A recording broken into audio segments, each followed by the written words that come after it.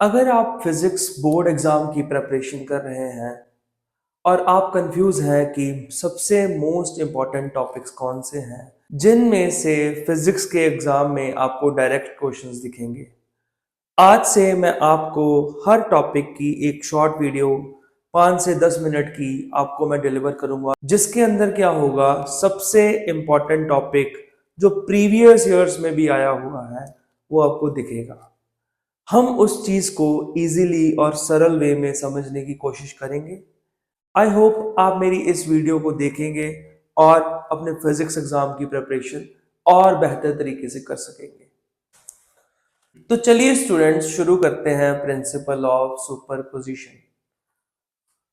देखिए, principle of superposition की definition है द टोटल फोर्स या ब्रैकेट में लिखा है field on a charge is equals to sum of force और field due to each charge separately that surrounds the charge. तो students, assume कर लीजिए आपके पास कोई चार्ज है क्यू नॉट चार्ज। इसकी सराउंडिंग में आपके पास, मान लो, अज्यूम कर लो, दो तीन चार्जेस पड़े हुए हैं। वन Q1, नेक्स्ट है Q2 और नेक्स्ट है Q3। तो स्टूडेंट्स, हम अज्यूम करके चलते हैं कि Q1, Q2, Q3 सभी के सभी पॉजिटिव चार्जेस हैं और Q0 एक स्मॉल पॉजिटिव चार्ज है, स्मॉल पॉजिटिव चार्ज है। जो चीज आपने दिमाग में रखनी है जिसके कारण आपका सुपरपोजिशन का प्रिंसिपल पूरी तरह सॉल्व हो जाएगा, या कोई भी आपको क्वेश्चन दिखेगा और उसको आप इजीली सॉल्व कर पाओगे, वो कंसेप्ट ये है कि अगर कोई पॉजिटिव चार्ज है उसके कारण इलेक्ट्रिक फील्ड या इलेक्ट्रिक फोर्स हमेशा आउटवर्ड रहेगी। चाहे इलेक्ट्रिक फील्ड ले लो चाहे इलेक्ट्रिक फोर्स ले लो, वो हमेशा आउटवर्ड रहेगी। और कोई नेगेटिव चार्ज है उसके कारण इलेक्ट्रिक फील्ड या इलेक्ट्रिक फोर्स क्या रहेगी, इनवर्ड रहेगी, उसकी तरफ रहेगी। ये चीज दिमाग में लेके आपने चलना है। ठीक है स्टूडेंट्स, तो हमने अज्यूम किया है कि Q1, Q2, Q3 पॉजिटिव है और Q0 भी क्या है, एक स्मॉल पॉजिटिव चार्ज है। स्मॉल इसलिए लिया गया है ताकि इसकी प्रेजेंस इन तीनों की प्रेजेंस को डिस्टर्ब ना करे। जस्ट अज्यूम कि दोनों में डिस्टेंस कितना है, फर्स्ट वाले में Q1 और Q2 में मान लो R1 है, Q1 और Q0 में, और नेक्स्ट वाले में कितना है, R2, और थर्ड वाले में कितना है, अज्यूम कर लो R3। ठीक है स्टूडेंट्स, तो अब मान के चलते हैं, हमें मान के क्या चलना है, हमें पता है ये पॉजिटिव है तो उसके कारण इलेक्ट्रिक फील्ड किधर को आएगी। मैं इसको रब कर देता हूं, ये पॉजिटिव है, इसके कारण इलेक्ट्रिक फील्ड, यहाँ इलेक्ट्रिक फोर्स किधर को आएगी, इस डायरेक्शन में, इसको बोल दो F1। सेम है, ये पॉजिटिव, ये भी पॉजिटिव है तो इसके कारण फोर्स या इलेक्ट्रिक फील्ड किधर को रहेगी, इस डायरेक्शन में, F2। सेम है में इसके कारण किधर को रहेगी, इस डायरेक्शन में, F3। तो स्टूडेंट्स, हम तीनों का इंडिविजुअल इफेक्ट निकालेंगे और तीनों के इंडिविजुअल इफेक्ट को ऐड करेंगे तो हमारे पास नेट फोर्स आएगी जो इस Q0 चार्ज के ऊपर लग रही है। ठीक है स्टूडेंट्स, तो हम पहले निकालेंगे F1 की वैल्यू। तो उसके लिए हम यूज करेंगे Coulomb's law. According to Coulomb's law,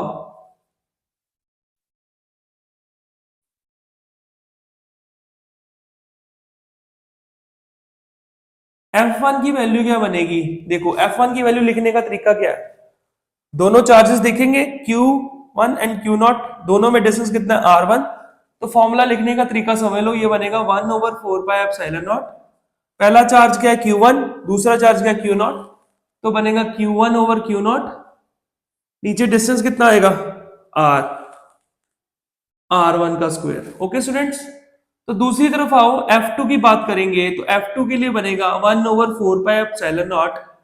F2 के लिए देखिए, ये F2 है, F2 के लिए चार्ज क्या रहेगा, Q2, दूसरा चार्ज क्या है, Q0, तो बनेगा Q2/Q0, sorry Q2 into Q0। नीचे डिस्टेंस कितना आएगा, दोनों में डिस्टेंस कितना है, R2, तो बनेगा R2 का होल स्क्वायर।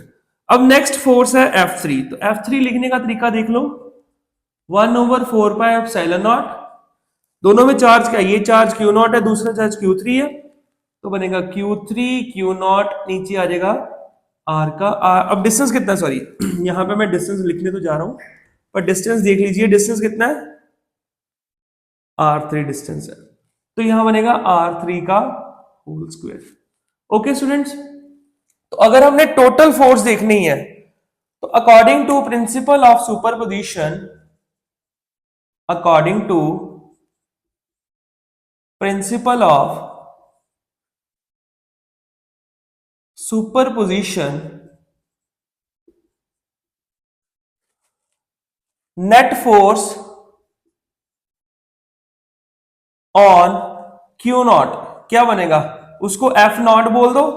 अगर क्यू नॉट ले रहा हूं, जैसे मैंने क्यू नॉट लिया है तो मैं एफ नॉट लिख रहा हूं उसको, तो जो टोटल फोर्स बनेगी वो बनेगी F1 plus F2 plus F3, तो बनेगा F not is equal to F1 की वैल्यू क्या थी 1/4πε0 Q1 Q2 ओवर R1 का स्क्वायर, F2 की वैल्यू 1/4πε0 Q1, अब देखो यहां पे मैंने गलत कर दिया, Q1 Q2 नहीं आएगा, यहां पे Q0 आएगा, ठीक है, Q0 लिखा हुआ है। दूसरा क्या बनेगा Q2 Q0 ओवर R2 का स्क्वायर, और तीसरा क्या बनेगा 1/4πε0 Q3 Q0 ओवर R3 का स्क्वायर। ठीक है स्टूडेंट्स, तो हमने देखा कि सुपरपोजिशन प्रिंसिपल में किसी भी चार्ज के ऊपर अगर हमने नेट इफेक्ट देखना है उसकी सराउंडिंग चार्जेस के कारण, तो हम क्या करेंगे, पहले इंडिविजुअल इफेक्ट कैलकुलेट करेंगे, फिर वो सारे इंडिविजुअल इफेक्ट्स को ऐड करेंगे, ऐड करने के बाद हमारे पास फाइनल एक्सप्रेशन आता है। अब स्टूडेंट्स इसका मैं एक न्यूमेरिकल आपको करके दिखाऊंगा, उससे आपको ज्यादा क्लैरिटी होगी। सो स्टूडेंट्स अब हम करने जा रहे हैं numerical. If Q1 is equals to 3 microcoulomb, Q2 is equals to 4 microcoulomb and R जो डिस्टेंस दोनों चार्जेस के बिटवीन गिवन है वो कितना है 3 माइक्रोमीटर, तो उन्होंने बोला है find net force on Q not is equals to 1 microcoulomb when it is at 1 micrometre from the Q1। तो हम इसको सॉल्व करते हैं स्टूडेंट्स, तो यहां पे लिखा है Q1, तो Q1 का मतलब है यहां पे जो चार्ज है उसको अज्यूम कर लेते हैं कितना, Q1 is equal to 3 microcoulomb, और दूसरा चार्ज कितना गिवन है Q2 is equal to 4 microcoulomb, और दोनों चार्जेस में जो डिस्टेंस गिवन है वो कितना गिवन है 3 माइक्रोमीटर।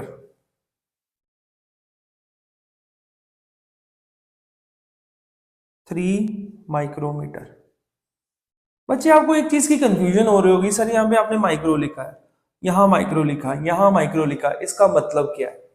तो इसको समझने का तरीका ये है, ये बेसिकली यूनिट कन्वर्जन है। अगर आपके पास लिखा आ जाए 1 मिली कूलम तो इसका मतलब होता है 10 की पावर -3 कूलम। अगर आपके पास आ जाए लिखा 1 माइक्रो कूलम, इसका मतलब होता है 10 की पावर -6 कूलम।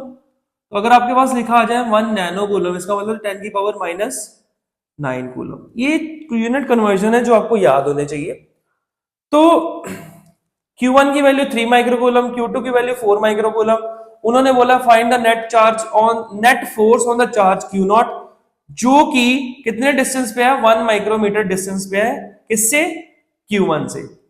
तो यहां पे मान लो हमारा कोई चार्ज पड़ा है Q0 और Q0 की वैल्यू कितनी है 1 माइक्रोकूलम, तो अज्यूम कर लेते हैं। तो दोनों में डिस्टेंस कितना है यहां से यहां तक 1 माइक्रोमीटर। अब मुझे एक चीज बताइए, अगर ये 1 माइक्रोमीटर है तो 3 में से 1 माइनस करेंगे तो यहां से यहां तक डिस्टेंस कितना बचेगा 2 माइक्रोमीटर। अब हम क्वेश्चन को 50% सॉल्व कर चुके हैं। कैसे? ये अगर डायग्राम आपको बनानी आ गई ना तो आप क्वेश्चन को इजीली सॉल्व कर लोगे। अब ध्यान से देखना मैं कैसे करने जा रहा हूं। तो देखिए ये पॉजिटिव है और ये भी पॉजिटिव है और ये स्मॉल पॉजिटिव है, और हम चाहते हैं कि इस चार्ज के कारण इस चार्ज के ऊपर फोर्स देखना। तो आपको पता है ये पॉजिटिव है, तो पॉजिटिव के कारण इसके ऊपर फोर्स किधर को रहेगी, इस डायरेक्शन में। ठीक है, इसको बोल देंगे F1। अब दूसरी तरफ आइए, ये भी पॉजिटिव है और ये भी पॉजिटिव है, हमने इसका इफेक्ट इसके ऊपर देखना है। तो हम क्या करेंगे, इसके कारण इसके ऊपर फोर्स देखेंगे, वो किस डायरेक्शन में आएगी, इस डायरेक्शन में। अब क्वेश्चन उठता सर आपको कैसे पता? मैंने आपको पीछे बताया है कि पॉजिटिव के कारण फोर्स हमेशा आउटवर्ड रहेगी और नेगेटिव के कारण हमेशा इनवर्ड्स रहेगी। और आप कहो सर यहां पे आप 1 माइक्रोकूलम की फोर्स नहीं देख रहे, क्योंकि हम इफेक्ट ही 1 माइक्रोकूलम के ऊपर देख रहे हैं, इसके कारण उसकी फोर्स इनके ऊपर हम स्किप कर देंगे। हम बस इसका इसके ऊपर इंपैक्ट, इसका इसके ऊपर इंपैक्ट देखेंगे। तो जब 3 माइक्रोकूलम की बात की जाएगी F1 बनेगा जो इस डायरेक्शन में है, और 4 माइक्रोकूलम की बात करेंगे तो F2 देखेंगे जो इस डायरेक्शन में। ओके स्टूडेंट्स, अब एक्सप्रेशन लिखने जा रहे हैं F1 का। तो F1 बनेगा 1/4 पाई एप्सिलॉन नॉट। पहला चार्ज कितना है 3 माइक्रोकूलम, तो मतलब 3 माइक्रोकूलम पहला चार्ज बना, और दूसरा चार्ज कितना है 1 माइक्रोकूलम। 1 माइक्रोकूलम दूसरा चार्ज बना, और दोनों में डिस्टेंस कितना है भाई 1 माइक्रोमीटर, तो बनेगा 1 माइक्रोमीटर का होल स्क्वायर। तो इसको जब हम सॉल्व करेंगे तो हमें पता है 1/4 पाई एप्सिलॉन नॉट की वैल्यू कितनी रहती है, ये वैल्यू याद रखनी है, 9 × 10⁹ न्यूटन मीटर स्क्वायर पर कूलम स्क्वायर। तो बनेगा हमारे पास F1। जब हम न्यूमेरिकल सॉल्व करते हैं ना तो यूनिट्स को फिलहाल के लिए छोड़ दिया करते हैं, क्योंकि यहाँ पे फोर्स है ना, तो फोर्स का यूनिट आपको पता है न्यूटन की फॉर्म में ही आना, तो उसको ये कन्वर्ट करके यूनिट्स को छोड़ देंगे लिखना, तो पहले समझ लीजिए वो चीज। तो बनेगा 9 × 10⁹ इंटू 3 माइक्रोकूलम था, तो मतलब 3 × 10⁻⁻6 एक बना, दूसरा 1 माइक्रोकूलम है मतलब 1 × 10⁻⁻6 बना। नीचे आ जाइए, तो डिस्टेंस कितना 1 माइक्रोमीटर, 1 माइक्रोमीटर का मतलब है 10⁻⁻6 का होल स्क्वायर। तो स्टूडेंट इसको सॉल्व करने का तरीका देखिए, सरल तरीका ये है, जो न्यूमेरिकल वैल्यूज है ना उनको अलग लिख दो, और जो एक्सपोनेंट्स वाली है उनको अलग लिख दो। तो बनेगा F1 इज इक्वल्स टू 9 × 3 × 10⁻⁹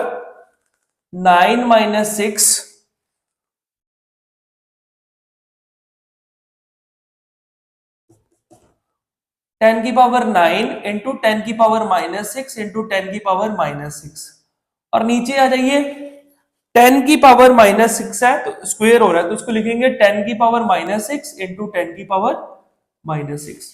तो स्टूडेंट यहां पे आपको मैं एक और कंसेप्ट सिखाने जा रहा हूं। अगर आपके पास लिखा हुआ है 10⁻A इंटू 10⁻B, तो ये बनेगा 10⁻A प्लस B। अगर आपके पास लिखा है 10⁻A डिवाइडेड बाय 10⁻B, तो ये बनेगा आपके पास 10⁻A माइनस B। तो ये कुछ एक्सपोनेंट्स हैं, एक्सपोनेंट्स के रूल्स हैं जो आपको आने चाहिए। तो हमारे पास बनेगा F1 is equals to 9 3 27 into 10 की पावर, देखो एक्सपोनेंट्स है तो पावर ऐड अप हो जाएगी, 9 - 6 नीचे कितना आएगा 10⁻⁻6 -6, तो ये बनेगा 27 इंटू 10⁻⁻9 प्लस 9 -12, और नीचे कितना आएगा 10⁻⁻12। तो आपको पता है ये नीचे नेगेटिव था, ऊपर जाएगा पॉजिटिव हो जाएगा, बनेगा F1 is equals to 27 into 10⁻9 -12 plus 12, तो बनेगा F1 is equals to 27 into 10⁻9 newton. ये आपका F1 बना। अब मैं F2 भी लिखना सिखा देता हूं। F2 की वैल्यू बनेगी 1/4 पाई एप्सिलॉन नॉट। जब मैं F2 की बात करूंगा चार्ज कौन सा लूंगा 4 माइक्रोकूलम, और दूसरा चार्ज कौन सा लूंगा 1 माइक्रोकूलम, तो बनेगा 4 इंटू 10⁻⁻6 इंटू 10⁻⁻6। नीचे डिस्टेंस कितना है दोनों में डिस्टेंस है 2 माइक्रोकूलम, दोनों में डिस्टेंस है 2 माइक्रोमीटर, तो बनेगा 2 इंटू 10⁻⁻6 का होल स्क्वायर। सेम वे में इसको सॉल्व करेंगे, इसकी वैल्यू क्या थी 9 इंटू 10⁻9 इंटू 4 इंटू 10⁻6 इंटू 10⁻6, नीचे आ जाइए, तो बनेगा 2 2 4। और आपको पता है, हाँ यहां पे एक और चीज देख लीजिए, अगर आपके पास लिखा है 10⁻A⁻B, तो ये बनेगा 10⁻A इंटू B, तो बनेगा आपके पास 10⁻⁻12। तो सेम वे में ऊपर भी वही चीज बन जाएगी, तो बनेगा आपके पास 9 इंटू 4 इंटू 10⁻9 -12, ये नीचे से -12 ऊपर जाएगा तो +12 बन जाएगा, और इसके नीचे जो 4 बन रहा था ये दोनों 4 आपस में कट जाएंगे, तो आपके पास बनेगा F2 is equals to 9 into 10⁻9 newton. तो आपके पास F2 भी आ गया, आपके पास F1 भी आ गया। मुझे बताइए दोनों में से बड़ा कौन सा है? F2 और F1 में से बड़ा कौन सा है? 27। और 9 में से बड़ा कौन सा है? 27 is greater than as compare to 9। तो F1 की वैल्यू F2 से बड़ी है। अच्छा, इस चीज को चेक करने के लिए पावर भी देखनी पड़ेगी, दोनों की पावर सेम है और 27 9 से बड़ा है। अब देखिए तो फिर इंपैक्ट किसका ज्यादा बड़ा रहेगा? ज्यादा इंपैक्ट रहेगा F1 का। तो मतलब हमारा जो रिजल्टेंट आएगा वो इस डायरेक्शन में आएगा। फोर्स उधर लग रही है, मान लीजिए इधर 20 न्यूटन लग रही है और इधर 10 न्यूटन लग रही है, तो बॉडी 20 न्यूटन की तरफ मूव करेगी। तो हमारे पास जो F0 बनेगा वो बनेगा F1 माइनस F2, क्योंकि दोनों ऑपोजिट डायरेक्शन में बच्चे ऐड ही हो रहे हैं, बट वेक्टर के अकॉर्डिंगली दोनों ऑपोजिट डायरेक्शन में है तो दोनों सब्ट्रैक्ट करने पड़ रहे हैं। तो अगर सेम डायरेक्शन में रहते, मान लीजिए F1 भी इधर को रहता और F2 भी इधर को रहता, तो दोनों के दोनों ऐड करने पड़ते, बट यहाँ पे ऑपोजिट है तो दोनों को बड़े में से छोटे को माइनस कर देना।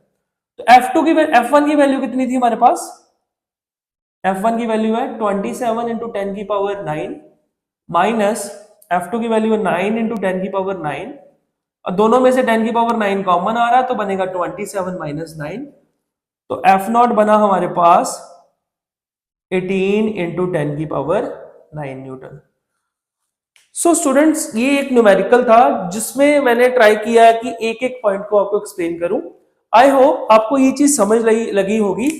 नेक्स्ट वीडियो में हम सुपरपोजिशन की बेसिस पे जो प्रीवियस ईयर में क्वेश्चन आए हैं using Gauss law, I will explain you Gauss law also. Gauss law की हेल्प से जो प्रीवियस ईयर पेपर में क्वेश्चन आए हुए हैं वो हम करेंगे। Thank you students, I hope आपको ये वीडियो पसंद आई होगी। आप मेरे चैनल को लाइक कर सकते हैं, सब्सक्राइब कर सकते हैं, फॉलो कर सकते हैं, ताकि आने वाले समय में मैं जो वीडियोस डालने जा रहा हूं आपको बहुत हेल्पफुल रहेंगी। Thank you students.